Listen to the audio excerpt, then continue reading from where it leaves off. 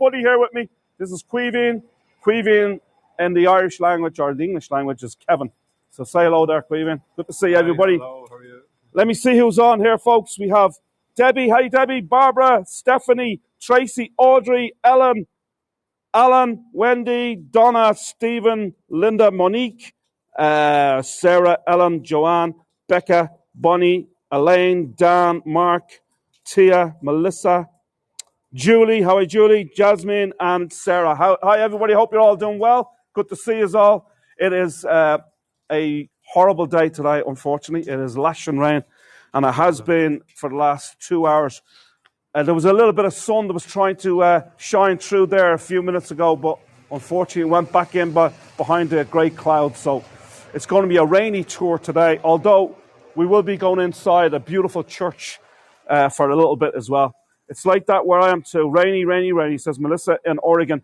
Yeah, Oregon gets a lot of rain in the Northwest. The Pacific Northwest is very wet. The state of Washington and Oregon, places like that, yes, indeed. It's just like Ireland. That's why it's so green. Isn't that right, Melissa? That's why it's so green. Same weather in England, says Mark.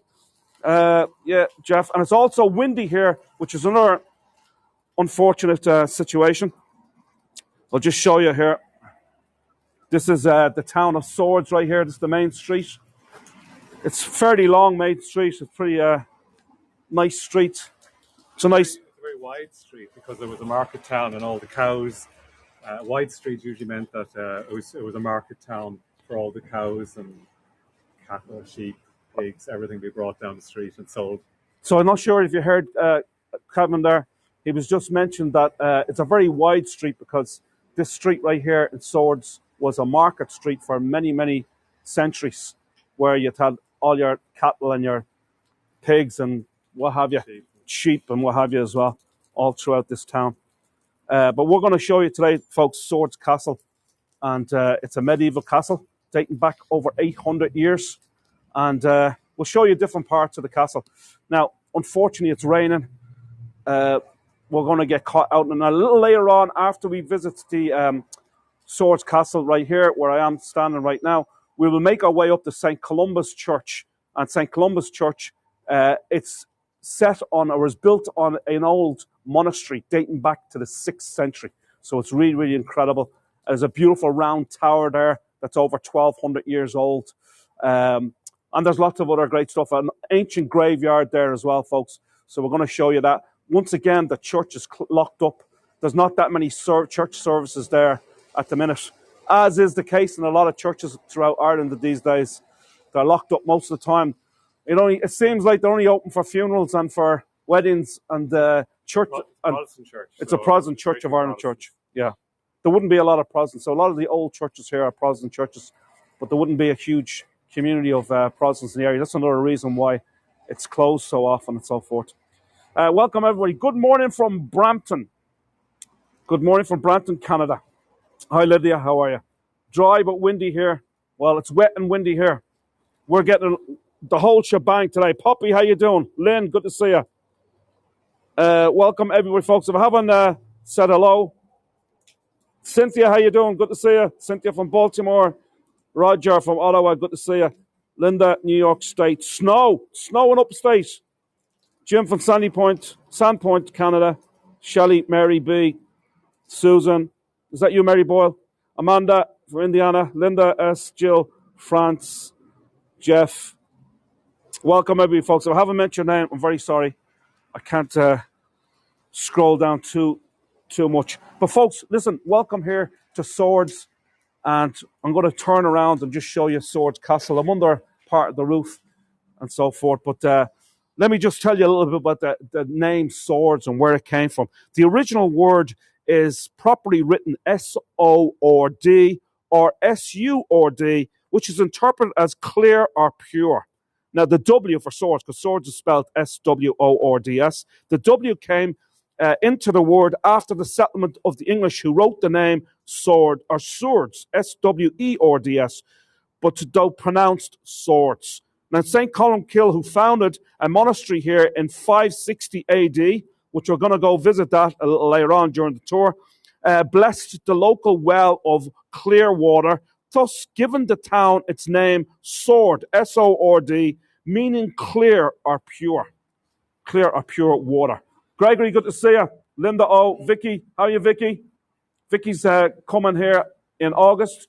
She's going to hang out with me, and we're going to have a good time and see all the sights again and so forth. Go for a few drinks and what have you. Good to see you, Vicky. So, folks, just to tell you a little bit about Swords, I'll zoom in here at the castle. Let me go outside and just show you a little bit Swords from the entrance of the Swords Castle. And we'll just show you, welcome to Swords Castle here. Let me zoom back out for this. Following a major restoration, Swords Castle opened to the public on the 1st of July 2015, and Fingal County Council continues to undertake conservation works to enhance the castle. Admission is free, a tourist office is situated in the castle grounds, and tours are available upon request. So there you go. So let me just show it to you from the outside, folks. I'm going to step back a little bit so we get a better view of it. So here is the entrance into Swords Castle. Now, Swords Castle contains over 800 years of history. The castle was built by the Archbishop of Dublin, John Comyn, around 1200. That's the same Archbishop John Comyn who established St. Patrick's Cathedral, which was established in 1191. You may have been on that my ancient Dublin tour where we feature that, and we actually go inside that cathedral. Now, as a residence and administrative centre, it is the best surviving example of an archbishop's palace. So it's basically an archbishop's palace, and it's the best surviving example of an archbishop's palace in Ireland. Recent excavations have shown that there was an 11th century burial ground here before the castle. And Swords Castle was a manor house, an administrative centre, rather than a serious defensive construction or castle. And in the accepted sense, the manor of Swords Castle covered a large area of agricultural land. And here in the castle, lands were granted and tenants were dealt with, and money collected. Swords Manor provided almost half of the Archbishop's annual revenue, comparable to an income of 6 million in today's money. An account of Swords Castle from 1326 tells it had a kitchen, a bakehouse, a dairy, stables, and a carpenter's workshop. And together with the Archbishop's Hall, chapel chamber, and a garden. And a weekly Monday market took place outside on the main street, and evacuations in 2015 showed that crab, oysters, and fish were being prepared in a roughly cobbled yard with pigs and wildfowl were being consumed with bread. Let me go on a little bit about this story. Welcome, everyone's just joined us. Good to see us all. Hope you're all doing well. Tufek, how are you? So this man, Tufek, is on, folks, and I'm presuming it's the same Tufek who was in Cork, and I spoke to him. He owns a little coffee shop there, and you can buy lunch and breakfast there. I think that's you, Tufek, is it? Tufek from Tunis, in Tunisia originally, but has a shop right there in Cork City. Now, it was being baked wine from the south of France was being imported for the Archbishop's table, and there were buildings along the high ground to the east, which are likely to be the oldest parts of the complex. A decorated medieval tile pavement, comparable to that in Christchurch Cathedral in Dublin, was uncovered here during evacuations in 1971. The 1500s saw a decline in the value of the Archbishop's properties, and despite the local Barnwell family having an interest in the tenancy, Swords Castle fell into ruins. The Cobb family of Newbridge House in Donabate, who bought Swords Castle after 1830, used the land for farming and planting an orchard. Yeah. So let's move in, folks. We'll tell you a little more. The apple trees are still there. The apple trees are still there, Queevine's telling me. So the gentleman that's with me, his name is Queevine. Queevine's a scholar. He's a lecturer at university. He is a writer. He's a poet. And he's also an artist. And I'm going to show you during the course of the tour some of the artwork and some of the sketches that Queevine has done over the years and so forth here of Swords Castle. And he's a native of Swords Castle himself. Now, if you look at this beautiful tower right here, folks, I'm going to move back out because it's raining. I'm going to go undercover here for a little bit, but I'll zoom in so you can see the Constable's tower right here. And the Constable's tower, this tower was built during a period of fortification sometime after the 1450s. It is likely that the increase in defence was begun by Archbishop Richard Talbot or a successor, Michael Treasury, who received grants for repairs to this castle during his time of upheaval. Now, the Constable's Tower was restored between 1996 and 1998, and a new roof was added. And the new plank and timber beam floors are made of oak from Newbridge Demesne, and there are 2 large chambers next to which is a wardrobe or medieval toilet. Now, I'm not sure if it's open. Do you know if it's open? I'm going to go down and... We can go into it. Okay, we're going to go into that. So let's take a look at it. As it's absolutely lashing out, folks. Lashing rain, but we're going to go into the original apple trees here on the right. These are the apple trees here, folks, from the orchard. This is the original apple trees From the 1800s. From the 1900s. Let me zoom back out. Sorry, Quaven. Just give you a look at the apple trees right here. Yeah, it is Tufak. How are you, Tufak? Good to see you. Welcome. Thanks for coming on. This, as I say, is the Constable's Tower, and we're gonna. Actually, looks like it's locked. Walkways. They made them of metal. Before that, they had wood. Now the wood rotted, but they put in metal. But the problem is that now some people aren't happy because a lot of films have been made in here, and if they were to make a film in here now, they'd have to take it all down again. Unfortunately, it's closed off here, folks. What you can ask in the thing here. Yeah, can you ask him? Yeah. We're going to try and get access to it here in a minute. And there's 2 large chambers next to which is a wardrobe or medieval toilet, and a chute would take waste outside. Here's the curtain wall right here, folks. This is the curtain wall, and it linking all the buildings is a 300-meter long pentagonal curtain wall. It encloses over an acre of land because there is a park right next to here, and this part of the wall stretches all the way down along here, as you can see, and all the way along by the curtain tower, or the Constable's Tower, and all over here. Becca, thank you so much for the tip. I really appreciate it. Thank you so kindly. And so it's enclosed over an acre of land that slopes down to the Ward River. The Ward River is right next to me in the little park next to the castle. And it's between 3 meters and 10 meters in height. And the curtain wall is made of limestone bonded with lime mortar and was built in sections. Although there are crenellations and battlements, it is more likely that the wall kept livestock in rather than armies out. Unfortunately, it's closed. Yeah, because it's closed. They are doing some renovations inside. Yeah, the last time I was here, I didn't. They open in a week. Yeah, no problem. That's no good to us.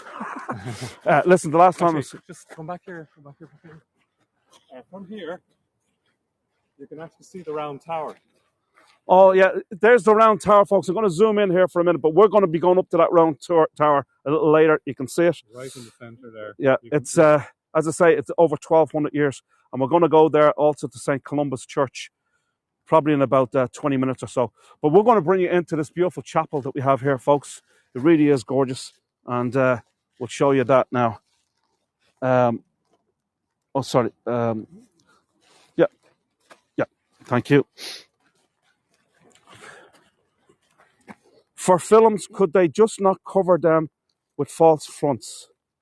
Yeah, they could. Yeah, you're right. They could, yes. Yeah, they definitely could. Linda, thanks for the tip. That'd be a very easy way of solving the problem, in fact, yeah. That would be... Yeah, he's right. I thought that as soon as I said it, I suddenly realised, of course, they could just simply cover them, you know. Yeah. Good question there, Bonnie. And the answer is yes. Very good. Excellent. I love it when we get some great questions here on these tours. And I have an expert beside me that's answering these questions. It's really good. Now, actually, I have photographs taken from these films on my Swords website. If they want to see how it was used in films. So Caoimhín beside me. Caoimhín is the Irish name for Kevin. So Caoimhín's an expert on the history of swords and so forth. He has a website. He's an artist, as I said before, and he's a writer, and he's a university lecturer as well. But he has a website, and that website is gaelart.net. Gael like Gaelic. GAELART.net. GAELART.net. And he has lots of stories on that. There I have a research section, and you'll see swords, and I have this camera seems huge collection of material based on the history of swords. Okay, let me just clean my lens here. Sorry, folks. How is that, Becky? Is that better? Okay, we're going to go into the church, but first of all, let me just explain a little bit about here, the gatehouse here. The presence of the gatehouse was known from the early 12th century when the constable William Galtrot was said to have been murdered at the gate. So this is the gatehouse right here, right next to the entrance. And as I say, William Galtrot was said to have been murdered at the gate of the Court of Swords. And the ruins next to the gatehouse are known as the Knights and Squirrels. Originally a three-story building. It went through several stages of rebuilding. And in one corner, a large 16th century brick-lined oven can still be seen. Yeah, that's it there, down at the bottom. That's it. There's the oven down there, folks. Down there. See the have a look at it close. Yeah. Gailart, thank you, Poppy, for putting that in. So Poppy's at the putting it. Gailart.net, yes. That's it, Poppy. Thank you so much. Poppy always helps me out in these tours for putting in all the links, which is fantastic. So that's the old original oven. Now, we're going to go into the chapel. The chapel is absolutely beautiful here, folks. But we're going to go, first of all, inside. And then we're going to go, it's 3 floors, 3 stories, this chapel. So we'll go to each and every one of these. How you doing, folks? How are you? We got some visitors in the church as well. Good to see us. Hope you're all doing well. So this chapel, you can see it obviously from the main street. And it's unusually quite large for its time. And even for the Archbishop's residence. And since 1995, the chapel has undergone extensive reconstruction, including the addition of a new oak-beamed roof. And here's the roof right here, folks. Absolutely beautiful. That roof is modelled on St. Dulux, which is the only, I think, 16th century roof in Ireland still intact. Can everybody hear Kevin when he's speaking, Caoimhin, when he's speaking? If you want to repeat that there, Caoimhin. Yeah, this roof is based on an actual 15th, 16th century roof in St. Dulux in Malahide. And it has no nails, it's all wooden dowels. And they basically use that to replicate it. Because the roof was gone, there was no roof here. So when they rebuilt the roof, they built it modelled on St. Dulux roof. Well, that's great, interesting. Thank you so much, Caoimhin. Now, if you look up to where the timber beams are, you'll see, I'm going to zoom in here for a little bit, folks, because you'll see some carved heads right here. And they say that these carved heads, the series of carved heads, are based on people that were working here at the time. Now, remember, the chapel here is, it dates back to the castle itself. So you're talking about 800 years old, this church. Now, obviously, there's a lot of renovations done to it as well over the period. There's another one right here. And also in here, you got some absolutely beautiful stained glass here as well. This is the large north. Let me just zoom back out here, folks, for a minute. This is the large north window. And it was inspired by windows in Chartres Cathedral. And the timber gallery leads to the chamber block, also largely reconstructed. It contains, as I say, 3 floors here, which would have been accommodation as well. On the ground floor level, the undercroft was used for storage. And above this, and entered by the external wooden stairs, was a chamber, probably used as a waiting area for visitors. On the second floor was the Archbishop's private chamber of Solar, where he entertained his guests. Now, we're going to show you that in just a little bit, because we're going to go upstairs. But I just want to show you some of the beautiful stained glass right here. That's Caoimhin that you see in the picture. But it really is extraordinary. Now, it's amazing that the stained glass over every church in Ireland, I'm sure. This is all newly made. Yeah, this may have been Hardy Clark, was it? No, it's all recently made. So it's all. The tiles here are actually, designs are based on tiles which are actually found in the castle. Yeah, they these reproduced them. They reproduced these tiles, folks, from tiles were actually found. I think it was in excavations and so forth in the castle. I think it was outside of the castle here. There was these tiles, so they recreated it, if you like, but they are stunning.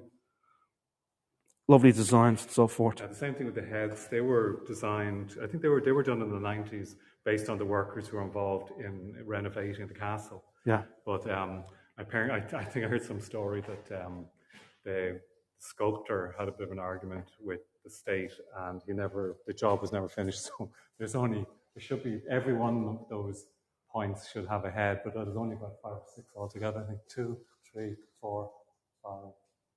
There's only actually 5 altogether. Okay, so we're going to go. So this is the basement down here, but that's locked up, isn't it? That would be the sacristy. This is the sacristy right here, folks. It's too dark anyway. You can't really see much. But anyway, we're going to go up to the second floor and the third floor. So let's take a look at that. So you can see the main chapel itself from a different vantage point, which is pretty cool. Thank you, Lydia. Appreciate it. You're very kind. As it's still lashing raining. I'm so glad there's a church here, folks, that we could go inside because it is absolutely lashing raining here. So this is the second floor right here. This would have belonged to the Archbishop John Comyn. This would have been his office, if you like, during that time. You can see some ancient chairs right here, dating probably back a few centuries or more. Yeah, nice view of Swords out the window, actually, Main Street. And this would have been his desk. As I say, this would have been the office for Archbishop John Comyn, who established this, because this was also his home. So it was a manor home, if you like, or a residence.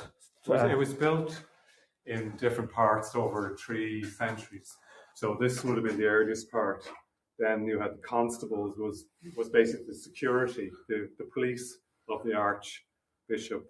That was the Constable's Tower. That's where he lived.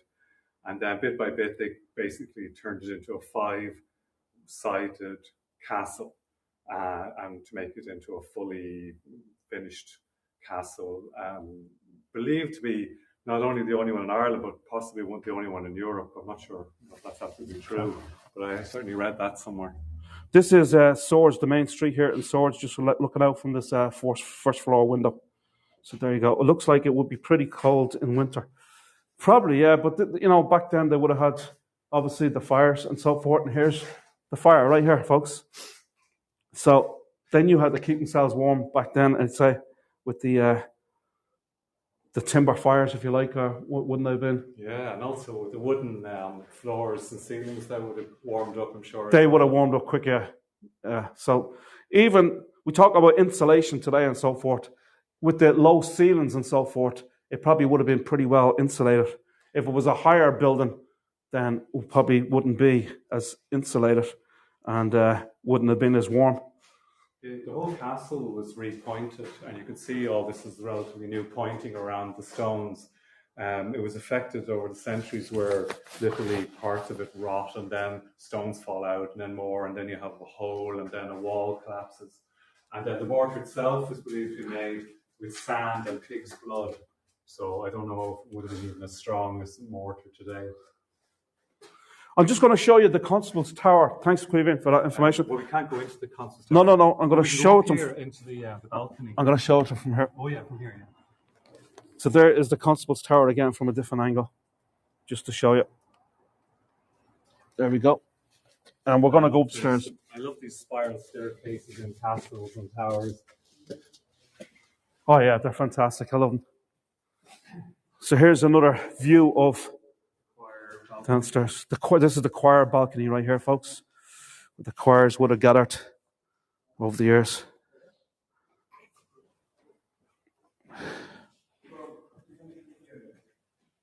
I just thought, it's stunning. We went in, when I was down in Cove, some of you may have been on my tour of Cove the other day, and we went into St. Colman's Cathedral.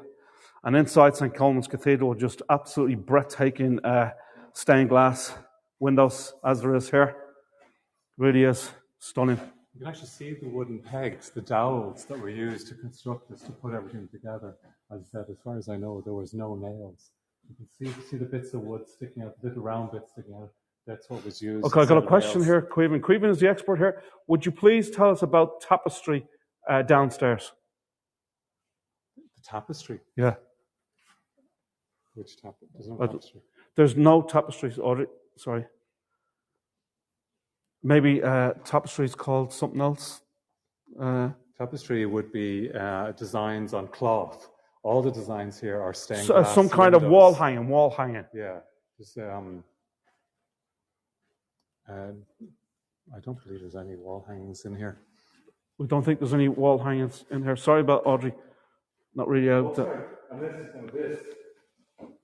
which is Oh, sorry, here. that's more like a woven carpet. Is this, no, it's this just is a what new Audrey's talking design. about. Okay, It's sorry. a new design. It's not like Just, an ancient yeah, tapestry. downstairs. Sorry, Audrey, yeah. Yeah, I see what she means now by tapestry. Yeah, Yeah. that's more like a carpet type design. You know, type carpets. You Yeah, see on the it's floor. like a carpet design.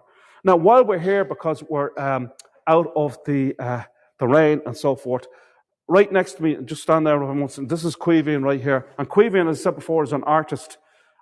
Caoimhín, as I said before, is the Irish Gaelic name for Kevin. And Kevin is he's a scholar. He's an fluent Irish speaker. He's a writer. He's also an artist, and he's also a university lecturer as well. But I want to show you some of his sketches of the castle here, folks, that he has done. And some of these sketches are from photographs dating back to the late 1700s and early 1800s and so forth. So he's going to get them out of his bag right here. Hi, Kevin, says Becky. Hi, says Sarah. And so this is just some of his work that he's done. He's also wrote a lot of articles on swords as well, along with lots of other articles on different historical sites here in Ireland and so forth. What I've done is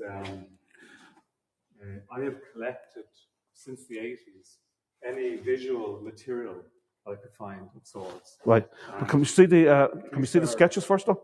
Yeah, I mean, well, these are the sketches, which you can see better there in the light. Historic swords. Sword Columba. This is the actual well that it's named after, the pure water, the well of Columkill.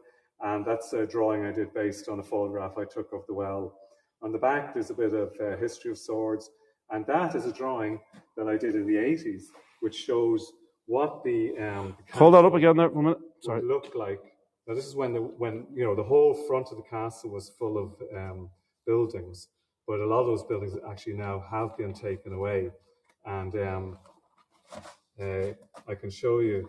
So the drawings inside. I just picked out a selection. The main street in 1900. Do it. Okay, that's good. If you can go this way so it can fall on the camera. Yeah. Thank you. Yeah. So it's the main street. There's the castle down at the end with a pub which is now knocked down, so that you can see the castle properly now. And some of these buildings are still on the street. They're not all gone. That's from a photograph from the Lawrence collection from 1900. From 1900. Of the front of the castle. This was originally a cottage here, but at that stage it was kind of ruined. You can still see the door, and that wall is still here, but all the ivy is gone now. I should be zooming in here a little bit better. Sorry, yes. That's a picture of the round tower and what we call the square tower. Now, we haven't been there yet, folks. We're actually going up there a little later, and we'll show you this photograph again when we get up there. Yeah, this one's interesting because this part was knocked down to build a new neo-Gothic church beside the square tower, but we will talk about this again when we get up there. That's based on an old drawing of the castle and the mill. The river is obviously still there. There was a more modern mill there in the 1900s, but that's all gone now. But the river is still there. In fact, recently I've requested the local county council to raise the water there because it used to be, the water level was much higher for the mill. When the mill went, the water level was also dropped. And if we raise it again, we can have boating and fishing on the river. Okay. What year is that from? This drawing is from the 1820s. Right. This is a drawing from the 1790s. This is the Constable's Tower from the other side. And you can see actually the round tower and the square tower off in the distance. Now actually you can't see them from this particular view anymore because there's a new old folk centre nursing home built here, which is, because it's like 4 stories high, so we can't see it anymore. This is a cottage which has got mud walls which are about 1 metre or 3 feet thick, mud and wattle, and it's got a thatched roof. And this is a drawing I did. Now that cottage is still there. I did all these in the 90s, late 80s, early 90s, and you can see. Is that cottage still there? It is. Yeah, it is. Yeah, it's just up the road. So we'll be able to see that, will we? No, it's a bit out of the way. Actually. Just a bit out of the way. Okay. Yeah. Lovely sketches, says Dick. Thank you, Dick. Another thing I did, which I'll show you briefly as well. This is a poster I did to go with it, and in the poster you have in the middle a drawing of an aerial view of swords, sword Columba at the top. Over to the right, you have a picture of St. Columba I took from an old manuscript, and then a selection of the same drawings, a history there in English and in Irish, and down at the bottom, the castle, as it would look like there was no buildings in front of it. Now most of those are gone, except in this part here, there's still the pub, but there's always the possibility that could be removed sometime soon in the future too, you know. Stretch it out one more time, because I'm going to zoom in a little more so you guys can see. Okay, if you can hold up there, come this way, come towards me this way. Yeah. Okay, I'm going to zoom in so people can actually get a good postcard so they can actually. Like that way, look. Okay. Yeah, but I need to step back because I'm going to zoom in, and I don't have room to zoom in. No, I have to go this way, man, so I can zoom in. All right, folks. If you want to take a nice postcard photograph, you can read all of that. That's the writings of Caoimhin here. And all the sketches are by Caoimhin, which is quite exceptional. His work is great. People are complimenting you here, Kevin, on your work. Kevin or Caoimhin. You can call him either Kevin or call him Caoimhin, whichever you like. Caoimhin is difficult to spell. Someone tried to spell it out there, and unfortunately they didn't get it right because it is really difficult. It's a long name to spell, Caoimhin, but it means Kevin. Caoimhin is two words, Caoimh and Gin. Caoimh means like gentle or fair, and Gin means birth. So Caoimhin means fair born. Like fair born. Use the Greek for good and Jean is birth. Like okay, so Poppy's got it out there. Poppy, fair play to you. Poppy has spelt it wrong. Although the last I has an accent on it, has a fodder, as we call it. Yeah. The last I has a fodder. But that is correct, Poppy, fair play to you. That's great. So there you go. Any other work you'd like to show us there, Caoimhin? I just want to show you some of the original images that I based these drawings on.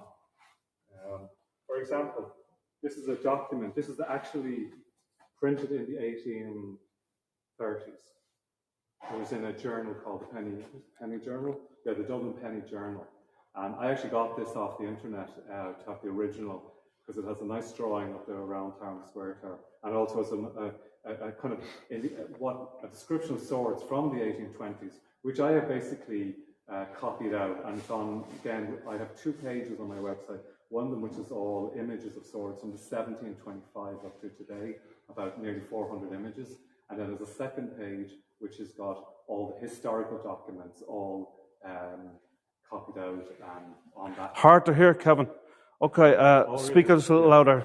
So yeah, the 2 pages, one has a history of swords, a visual history, and the other one has a textual history, which is the like any documents I could find about history of swords. I've got all the documents typed out there as a resource for anyone who wants to read or learn about the history of swords. If there's a resource on the web. Can Kevin say something in Gaelic? Can you speak a few? Féadam Gaeilge art, mar gachtain and san tírseo like Fáil Mueller, Gaeilge in san Skull, agus an sin in Eagle Clost Alina, Cahne Shock Blian, Gmuna Ali and Tree Gaeilge is Skull on Gaelic Amaliaklia. Do you want to translate for us? I learned Irish like everybody else here in Ireland. We have to by law. And then after college, I got more interested again, and I taught art in a all-Irish, like where the kids are not allowed to speak any English, an all-Irish school. I taught art and Irish dancing through Gaelic. Very good. So he's a fluent speaker. A scholarly man is Caoimhin. And we're going to go up to the 3rd floor right now. Caoimhin might show us a few other sketches when we get up there. I'll see you up there, Caoimhin. I just want to show you another visual. Take your time. I hope it's not still raining out, but we'll see. Anyway, we're going to go, after we show you this room right here, we're going to go and move up to St. Columba's church, which is absolutely amazing. The church is really, really beautiful. And there's a round tower there. But it's built on a medieval site dating back over since the 7th, it was built, which was built in the 7th century, so it goes way, way back. But we'll talk about that when we get up there a little later. Just want to, while we're here, show you the 3rd floor here of the church at Swords Castle. As I say, all of this was established by Archbishop John Comyn. He was the Archbishop of Dublin at the time in the year 1200. And as I said before, he's the same man that established also St. Patrick's Cathedral in 1191. And also in 1190, he also established another church in Dublin, St. Audience Church also. It's a Protestant church, Audrey, Protestant church. So of the Protestant faith. But all of these churches at one time, during their establishment, they would have been Catholic. But they all became like Church of Ireland churches.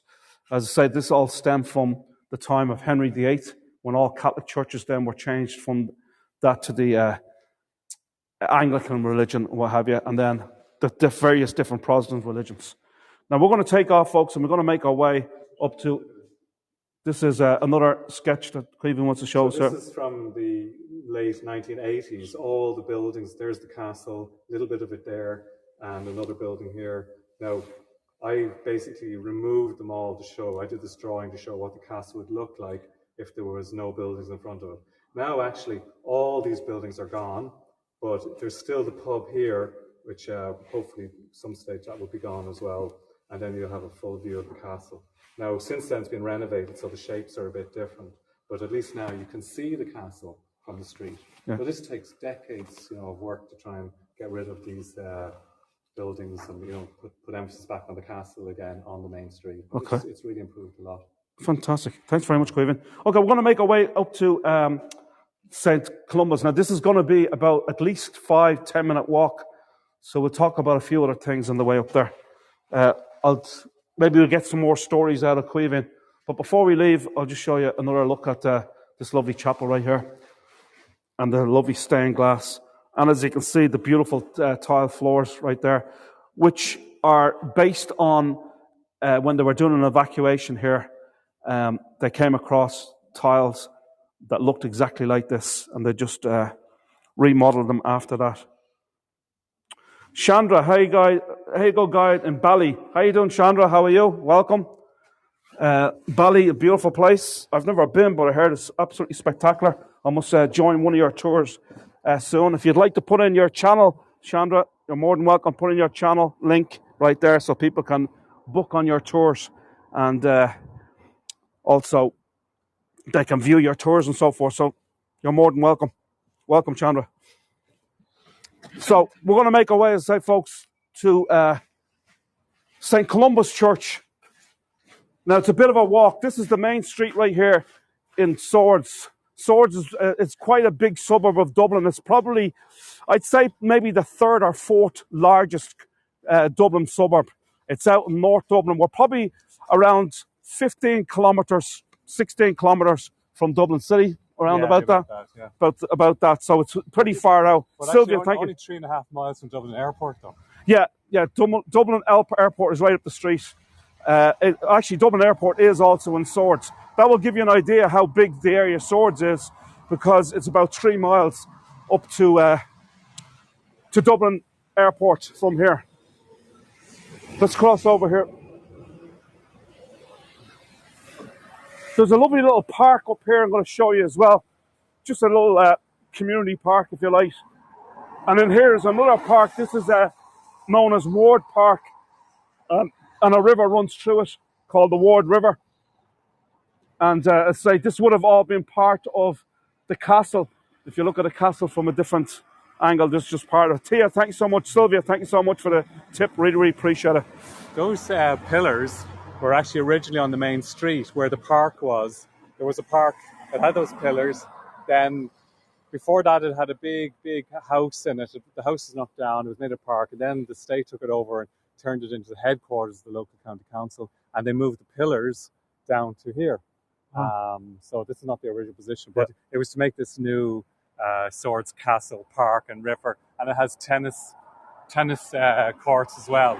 Very nice. Now, there's a lovely river walk there along the Ward River in that park, right beside, as I say, the castle. It all would have at one time been part of the castle grounds and so forth. Because what you see in the castle there, is not obviously as big as it used to be. This is part of the Ward River right here. No, this is where the mill was in those pictures. The mill would have been on the left. The mill was on the left, yeah. And of course, the water would have been much higher because they raised it up to force the water through the mill. And then, unfortunately, once the mill was gone, they got rid of that. And now the water is much lower.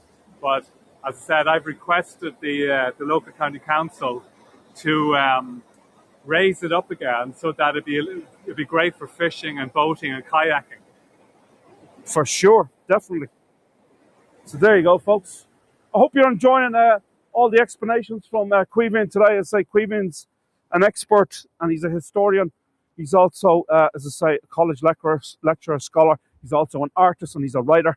Does a little bit of poetry as well. So this guy is very much well-rounded. And we've given you his website, Gaelart, GAELART.net. We'll just go over here for a second at this little community park, if you like, a little public park. It's just newly renovated to look like this. Just newly renovated. And actually, it's kind of nice now because literally just in front of it, this big building I mentioned earlier, the one that obscures the round tower from the castle, that's the new nursing home. So another thing I've requested is to put a zebra crossing here, so the old people can move forwards and backwards to this. They don't know what a zebra crossing is. Oh, like the black and white stripes where the cars have to stop. We call them zebra crossings over here. We used to, pedestrian walkway or whatever. Here, look at this. This is pretty neat. You got your old water pump here. It's pretty cool. You don't find these everywhere these days, but this would have been the norm back in the days in the public areas around the cities and towns and villages throughout Ireland. When we and in the moved here parks. in the 60s, they were all still operational, all those pumps around the place. Yeah, very good. Crosswalk, there you are, Amanda. That's what they call it, crosswalk, yeah. I just want to show you this. There's a really nice sculpture right here by a man by the name of Richie Clark. Now, this guy, Richie Clark, has done these sculptures. They all are done in wood carvings, and they're quite exceptional. He has a bunch of them. Actually, I'm doing a tour in Holt on Wednesday, and I'll show you a group of sculptures that he has out there as well. But he also has a few of them also in Malahide, along by the Malahide Castle in the Botanic Gardens there as well. He really is an extraordinary sculptor, this fella, and he's doing everything out of wood. Richie Clark is his name. You may want to Google him and see some of his work and so forth. Yeah, some nice work. The tree in the middle there on its own is a red oak. So that means when it grows up, and they take a long time, and they get very, very big, it's going to be spectacular because it's designed to be there on its own for growth into the future, and it's going to be absolutely amazing. It's only a young, very, very young tree now, but my God, in 50, 60 years' time, that's going to be an enormous, big, beautiful tree. So this is just planted, this oak tree right here, folks, but as I say, it takes years and years for it to mature and get really big. And we have, do you know anything about this? Compass. This is a compass, obviously, South, the compass. North, Belfast, south to Dublin, east over to the sea, and west to the west of Ireland. So a nice little compass there. Amazing wood carving. Audrey wants to know, how do you say Audrey in the Gaelic language, in Irish? Audrey, I don't think, I'm not sure if Audrey is actually a Gaelic name. So, well, it's not a Gaelic name, but it may have an Irish... No, it would be spelled maybe with A-U-D-R-A-I and a fada, so Audrey. A-U-D-R-I fada. R-A-I fada. I think. Spell it again. A-U-D-R-A-I and a little sheen to fada, a little accent over the I to get the E sound, Audrey. There you go, Audrey. Yeah. So this is just called the Green. The Green. Anyway, listen, and you can see some of the old scenes. I know you've seen some of the sketches that Caoimhín has produced himself. There, look at that. But see there's the later version of the mill, and you can see how high the water was. Look, there's the bridge we just crossed over. There's the water going down there now. Yeah. But you can see that the dam, how high the water was from here up to here. Now, if it was done like that again, it would be incredible. It'd be a bigger, wider river, and it'd be deeper, and it'd be great for fishing and kayaking and boating. Very good, Caoimhín, yeah, for sure. It would be. Caoimhín's got lots of ideas that he's put to the county council here. This area of Swords is under the Fingal County Council, and it encompasses a huge area of Dublin. and it is the largest county council in Ireland. The round tower. Yeah, there's the round tower from a distance. Thank you, Jeff. If I've missed anybody leaving a tip, I wish to thank you so much, folks. Alan, I saw left a tip there earlier. I didn't mention it. So there is where we're going to go next, folks, the round tower and the beautiful St. Columba's Church. Actually, we're going to walk up a beautiful old road because it was part of the whole Protestant area where there was a vicarage, there was an orphanage, and it was very old in the sense that on both sides of the road you see it's all stone walls, beautiful old stone walls. It's a particularly nice road to walk up. There you go. This would be there's a lot of modern builds right here in Swords. Swords, as I mentioned, is a huge area. Lots and lots of modern builds. But this would be the older part. Some of the buildings. See this cottage over here? Yeah. See, there's a section that sticks out. Yeah. That's a very old cottage. That's possibly about 400 years old. That cottage right there behind the tree, folks, is 400 years old, Creevan's telling me. That one right there with the tree. Possible, because that when you have a very, very thick wall, it usually means that it's a mud-walled cottage. It was probably originally thatched as well. There's only two like that in the whole of Swords that I know of. The one I showed you in the drawing and this one. Great stuff. Okay, great stuff. You're welcome, Audrey. Glad to help. Audrey and our mother's Audrey. So you got the Gaelic spelling of Audrey right there from our scholar on board, which is, now this is a really old road. As I said before, Swords is a huge area of Dublin, but most of it is very much a modern area of a Dublin suburb. But there is a lot of old sections of it, and that's where we are now, probably the oldest section of the village of Swords, or the town of Swords. It's classed as a town because it's larger than a village, but it would have at one time just been a village. In the 1960s, there was 3,000 people living here. Now there's, I think, between 40 and 50,000. So there's about 50,000 living here now. There used to be only 3,000 in 1960. So that's some huge growth over a period of time. You want to tell me about this building right here, Creevan? So, up here, this was the old vicarage. This is the old vicarage right here. 1700s. We'll show you that building in a minute. So they built a new vicarage, which is directly behind you here.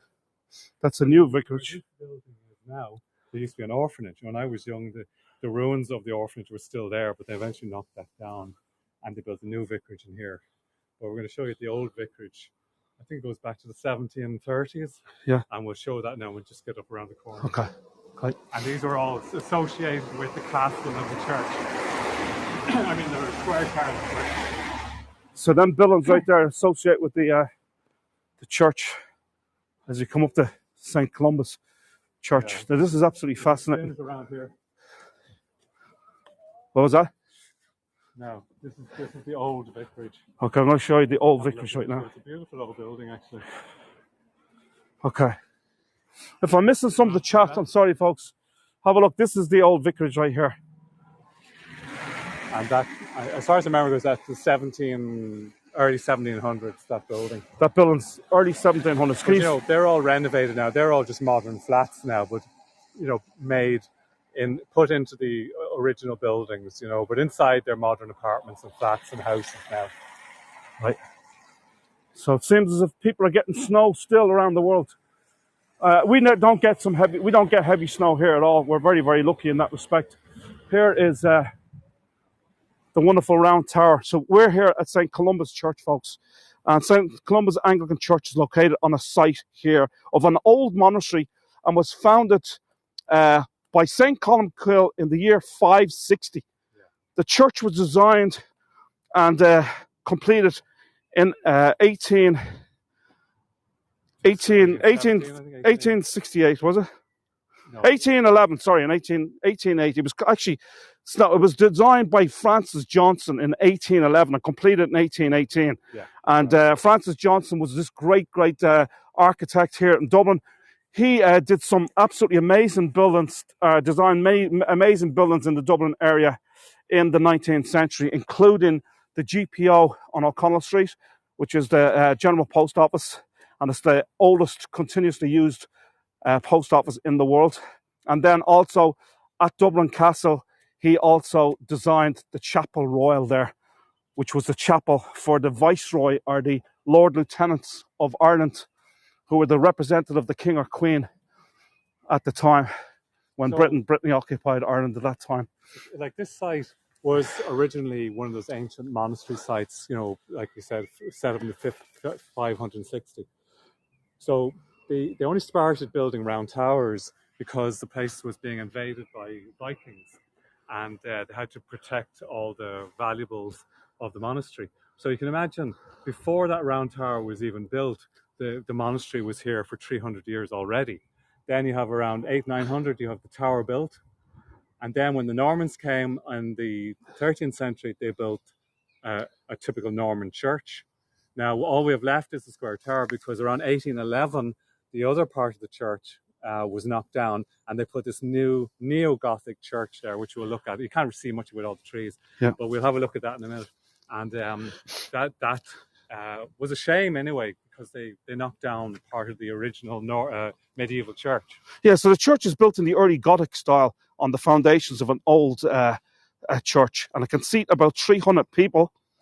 Yeah, go ahead. And it has a Telford organ, and the acoustics are just absolutely amazing.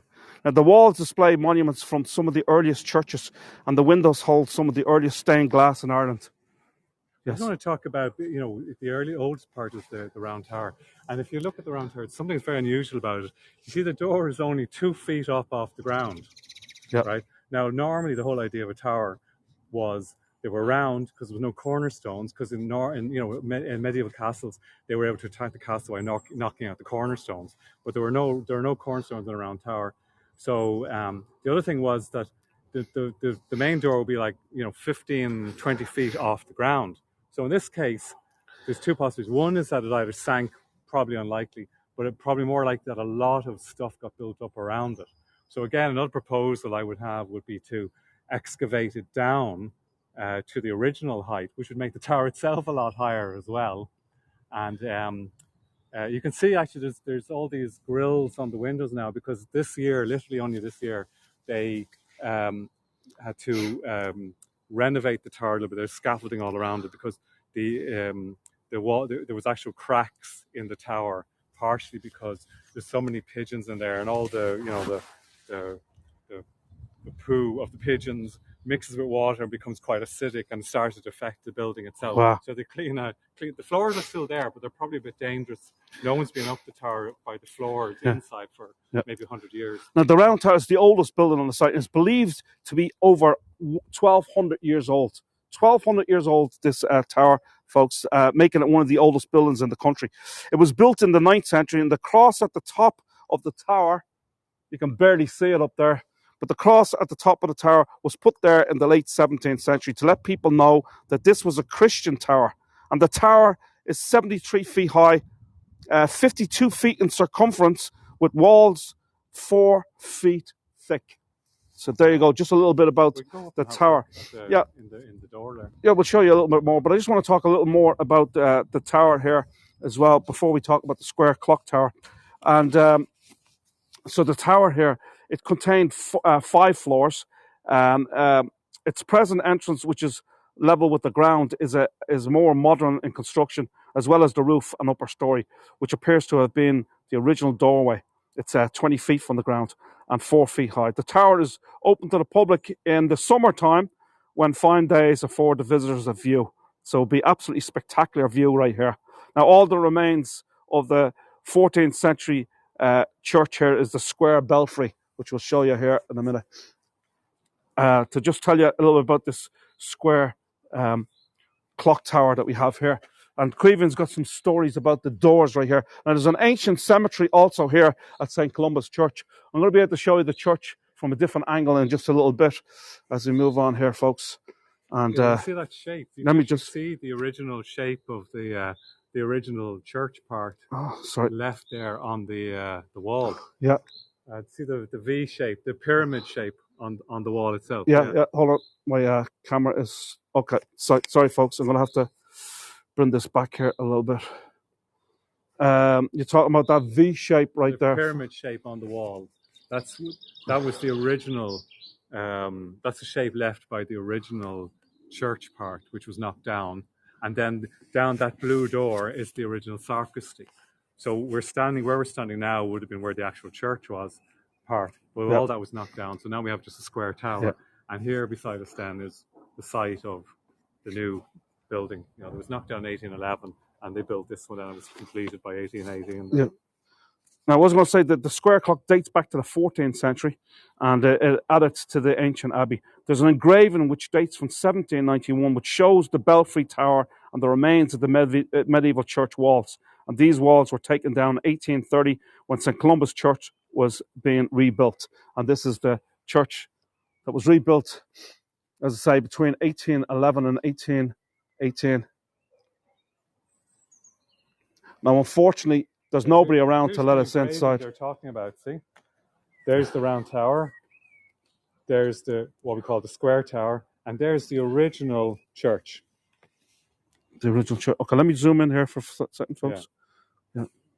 So you can see how it went and came along in front of us here, then down, around, and back up to the other side of the... you can see there the far wall through the window here. But unfortunately, all this was knocked down, which is an awful pity. Yeah. But this is the engraving from 1791. That's the grey engraving Dave's talking about. There you go. Beautiful. Love it.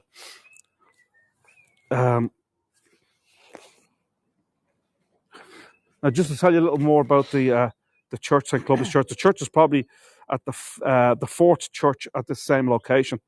And let me just zoom back out here, folks. I'm going to step back so you can see a little bit of this church from a different angle, or from straight on, I should say. It's probably the fourth church at the same location, and it stands on a site that dates back, I say, more than 1,000 years to the monastery founded here by St. Columba, or St. Columkill, in 550 AD. Now, St. Columba is also known as St. Columkill, and he is the one of the three patron saints of Ireland. So he had the settlement here, monastic settlement here, as I say, around the year 550. And it was his monks that actually wrote, the monks of St. Columba, that actually wrote the famous Book of Kells on the island of Iona off the coast of Scotland. St. Columba's monks. Colum is actually the word for a dove, and Killa is church. So it was his nickname, Dove of the Church, Colum Killa. The dove of the church. Yeah. Now, the monastery was burnt on 10 separate occasions, often invaded by Vikings and sometimes by Irish tribal leaders. And the surviving monks always rebuilt. And the monastery here on this site grew to be one of the most powerful in Ireland. And in 1014, the body of Brian Boru was brought here after the Battle of Clontarf. And the monastery church waited the body as his funeral cortege rested overnight in this in a church that was here at that time, before they made their way to his burial place in Armagh in Northern Ireland. Now, the tower is reputed to have held the remains of Brian Boru, the tower we just showed you there, and marks the site of the old monastery. So there you go. Now, we're going to take you around just around the graveyard here, because there's some ancient gravestones throughout the cemetery here, and Caoimhín can point out some. Yeah.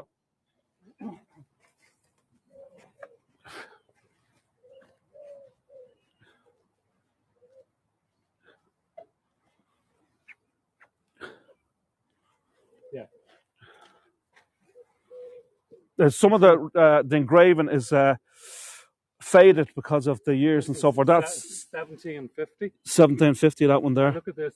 Swords, S-O-R-D-S. So this is an earlier spelling. The W came in much later. Of course, it has nothing to do with the weapon. The weapon, the sword. Yeah. Again, it was sword, S-O-R-D, Columkilla, and the well of St. Columkill. Now, a lot of these gravestones right here would be centuries and centuries old, like dating back maybe even to the 13th and 14th centuries, because this, as I say, was an old monastic site. People would have been buried, and there has been 6 different churches here, as I said before, on this particular site. The one that we have behind us here dates back to 1818 when it was completed, but there was, as I say, many older churches before this church was built. Yeah, So the cemetery is a lot older than this church. yeah. Actually, the original gravestones in the original church were put inside the new church, and they go back to the 1500s. They're on the floor inside the church here. But Wow. I don't think we can get into it, unfortunately. No, yep. It's all right. But we'll just take our way, take a look around the cemetery right here. I don't know what it is, folks, but I really like cemeteries. I don't know why. That's very morbid, isn't it? To like old cemeteries. But I don't know what it is. I love walking around them. What I like doing is reading the inscriptions on how old the actual gravestone is and how long ago it was that these people were buried. It's quite amazing that we're walking over. I think this was, all done to stop the grave robbers. Yeah, grave robbing would have been a huge situation throughout Ireland and everything else, because there were surgeons back in the day that would pay grave robbers to bring bodies to them for research and so forth. So it was a common occurrence.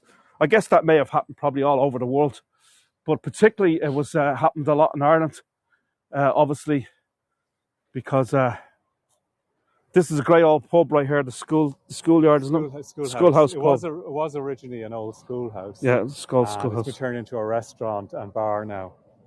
That empty site there in front of us with all the greenery, yeah, that actually contained the RIC, the Royal Irish Constabulary Station, which was a building from the 1800s. So beautiful old 2-story, 3-story stone building.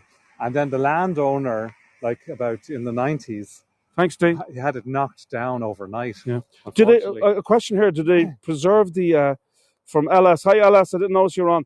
Do they try to preserve them because they're very legible? They're so legible. The some of these old gravestones.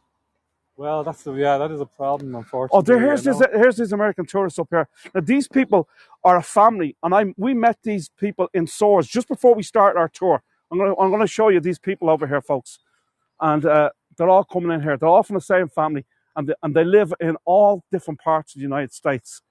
And we were talking to them earlier, and their name is the reason why they came out here to Swords today, because their last name, their surname is Swords. How about that? And that is some coincidence. So myself and Queeveen were talking to them for a while. How you doing, guys? Hey, you guys are on camera. Say hello. And I said that lady in the green, she's from Alaska. Some others are from Las Vegas and Tennessee and so forth, different parts. And their name is Swords, yes, which is quite remarkable and quite amazing. Actually, if anybody has read about the United Irishmen, there's a grave here, which is the grave of one of the United Irishmen, the Sweetmans, and it has inscribed on it. Again, this is a problem, like over time. Yeah. The writing, the inscriptions become harder and harder to read. There's no doubt about that. Yeah. And so it has there like that the grave was erected by his great grandson or something like that. I have the text of it somewhere. Yeah. This old grave here. Yeah. This is from the 1798 rebellion, and one of the leaders of the 1798 rebellion is buried here. And what was his name? Sweetman. Yeah, Sweetman. Sweetman was the guy's name. There you go. Now, beyond where I just showed you there a minute ago, the schoolhouse pub right there, and just beyond that, on the right-hand side of the road, we're not going to have time to go down there, but it's St. Columkill's well. And St. Columkill, this was the water that would have been used for this church and so forth, for baptisms and what have you. And as I say, that well dates back to monastic times, around the time of St. Columkill. It's called St. Columkill's well. And as I said before, St. Columkill had a monastery right here, had a monastic settlement right here in the year 550 AD, which is quite extraordinary. That well is still there today. Thank you, Catherine, for the tip. Appreciate it. Crossing swords, Dave. If you don't mind risking crossing swords. What phone are you using to Zoom? I have a Android Samsung A52. Galaxy A52. Yeah, well, Audrey's talking about St. Patrick's Day. We've got a great parade in St. Patrick's Day here in Ireland, obviously. St. Patrick, the patron saint of Ireland, and I'm going to be doing a wonderful St. Patrick's Day parade. And I'm actually going to be live streaming from a first floor office of a friend of mine who's an architect, and he has an office on the first floor of Dame Street, and I'll be looking down on the parade. And on this parade, there's going to be 14 marching bands, mostly from the United States and Canada. There is a few Irish ones as well, as we look at some of the old ancient gravestones right here. So I hope you can join me for that, folks. It'll be on for at least an hour, maybe longer than that. You're going to see all kinds of different floats. And this year, the master of the ceremonies or the guest. Sorry, it's just a nice image of the old vicarage there. That's the old vicarage that we were showing you earlier. That's a really nice image, dating back to the 1700s, the early 1700s. One of the bands is from where I live, says Amanda. Yes, there is. Actually, there's 2 bands from Indiana. Thanks very much, Poppy, for putting in the link there. Yeah, you need to book this as soon as you can, folks. I think there's 2 or 3, there's about 300 people booked already for the St. Patrick's Day Parade. It might get fully booked up soon, so if you haven't already booked up, please do book. Yes, that's right, live from there, Purdue University. That's right, Amanda. Yes, I have the whole list of all the marching bands. There's loads of floats. And the guest of honour, each year they have an international guest of honour for the St. Patrick's Day Parade. This year, it's, you'll know this man, and his name is Patrick Duffy. Patrick Duffy, Bobby Ewing, or the man from Atlantis, whose grandfather was from Ireland, and he is the international guest of honour at the St. Patrick's Day Parade this year. Bobby Ewing, folks. So hopefully we get a look at him coming by on one of the floats during the course of St. Patrick's Day Parade. And amazingly, Patrick Duffy, his name is Patrick, and the reason why his parents named him Patrick was because he was born on St. Patrick's Day, the 17th of March. So there you go, folks. Wow, says Helene. Helene is the only one, and Cynthia is excited, and Janice is excited about St. Patrick Duffy. Okay. Well, at least we got some people that are excited. Folks, that's about all I got for you for the tour today. We're over an hour already. I think I had it for 40, 50 minutes. But I hope you enjoyed the tour of firstly Swords Castle and then St. Columba's church right here. Give you another view from a different side. Donna, thank you so much for the tip. Everybody who left a tip, I really, really appreciate it, folks. You're all very, very kind, and it goes a long way. Our twins were born on St. Paddy's Day. Wow, Bonnie. Very good. Excellent. Thank you, Dee. Appreciate it. Thanks so much to everybody, folks. As I say, at the Buddy, thank you so much, Buddy. Savings, I was up in time for your tour. Great stuff. LS, yeah, LS is in Los Angeles. So they're 8 hours behind us here. So that really is an early start for LS or for anybody else that's on the west coast of the United States or Canada. 8 hours behind us. Of course, the northeast is 5 hours behind us. Just another look at the wonderful tower right here. As I say, 1,200-year-old round tower right here at St. Columba's Church. Now, this Wednesday coming up, folks, I'm doing a beautiful tour of Howth, which is a wonderful fishing village in the north of Dublin, not far from Swords here. It's probably also about 16, 17, 18 kilometres from Dublin City, but it's absolutely gorgeous. It's beautiful. We'll be walking along by the West Pier, the East Pier, the Middle Pier. We'll show you the yacht clubs with this absolutely extraordinary, beautiful, up to like 300 yachts and boats in the marina there, in the harbour and so forth. So I hope you can join me for that. That's this Wednesday. I think it starts at 2 p.m. Then on Thursday, folks, Thursday is going to be another big one. I'm going to Powerscourt House and Gardens, and they are ranked the 3rd most beautiful gardens in the whole entire world, next to Versailles and the Kew Gardens. They're absolutely extraordinary. Throughout the gardens, you have the Italian gardens, you've got the Japanese gardens, you've got the rose gardens, you have the herbaceous border. I mean, it's just absolutely stunning. It's beautiful. So I hope you can join me for that. And Poppy's at the putting that link in there again. dgaleart.net, that's correct. So this is Queeveen, as I said before, right here. He's a scholar. Don't move any further. You're in the. They can go to a good view of. So this is Queeveen, who is which is an Irish name for Kevin, which is the Irish name for Kevin, and he's a scholar, and he's been giving us all these tidbits and showing you his artwork throughout the tour. As I say, he's an artist, he's a writer, he's a poet, he's a scholar, and he's a university lecturer as well. He actually worked for an American university called Champlain University from Vermont. He was recently working for them as well. So, and he also worked for Boston University as well, folks. So this guy is a scholar. Have a look at his, thank you, Jim, appreciate it. So have a look at his galeart.net and you'll see some of his work on that. Thank you, Valerie, appreciate it. Thank you so much. So folks, the big one is coming up on Friday, so I hope you can join me for that. This is the sexton's house right here.